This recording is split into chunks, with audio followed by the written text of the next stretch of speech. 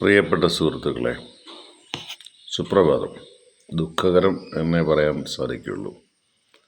ഹൃദയാഘാതം കൊണ്ട് ഇന്നലെ സലിം കുമാർ വിട പറഞ്ഞു. ഓർമ്മയുടെ മായാക്കടലിൽ എവിടെയോ നമ്മുടെ ഹൃദയത്തിലും മനസ്സിലും തൂലികയിൽ നിന്ന് ഊറിച്ചു തന്ന ചില ചിരികളുണ്ട് നമ്മുടെയൊക്കെ മനസ്സിൽ.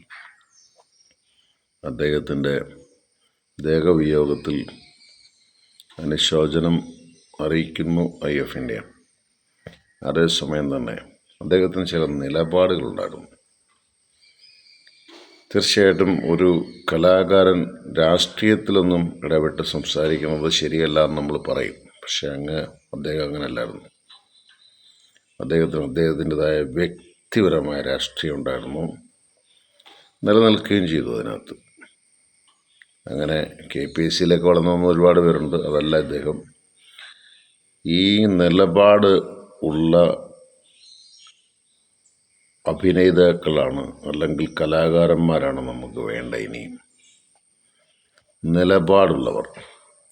സലിം കുമാർ എടുത്ത നിലപാട് പോലെ ഓരോരുത്തരുടെയും, അത് ഏത് രാഷ്ട്രീയം ആയിക്കോട്ടെ, പക്ഷേ നിലപാട് നിങ്ങൾ വെളിവാക്കി നിന്നാൽ, നിങ്ങൾ വിജയൊക്കെ കണ്ടില്ലേ, എത്ര തൻ്റെ ഇടത്തോടെ അയാൾ ഒരു മുഖ്യമന്ത്രി സ്ഥാനത്തേക്ക് വന്നേക്കുന്നത്. കാരണം നിങ്ങൾക്കൊക്കെ ജനസ്വാധീനമുണ്ട്. ഞാൻ സലിം കുമാറിനെ കുറിച്ചൊരു വാക്കൂടെ പറഞ്ഞ് അവസാനിപ്പിക്കാം. മണവാളൻ എന്നൊക്കെ നമ്മൾ പറയൂലേ, അഭിനയത്തിൻ്റെ മണവാളൻ സലിം കുമാർ.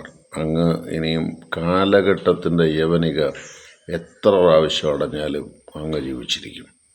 കാരണം അങ്ങ് പല കാര്യങ്ങളിൽ പല മനുഷ്യർക്കും മാതൃകയായിരുന്നു. പിന്നെ ഹൃദയം എപ്പം നിൽക്കുന്നോ അപ്പം നമുക്ക് പോയല്ലാക്കുള്ളൂ. കേൾക്കുന്നവർ ഓർത്തു. വലിയ പ്രൗഢിയും അഹങ്കാരവും വലിയ ധാർഷ്ട്യം ഒന്നും കാണിക്കണ്ട. എപ്പോഴെങ്കിലും ലവനൊന്ന് നിലച്ച നമ്മൾ പോവും. സലിം കുമാറിൻ്റെ കുടുംബത്തോടുള്ള സ്നേഹം, അതോടൊപ്പം തന്നെ ആ കുടുംബത്തോടുള്ള സപ്പോർട്ട് അറിയിച്ചുകൊണ്ട് നിർത്തുന്നു. ജോൺസൺ കരൂർ.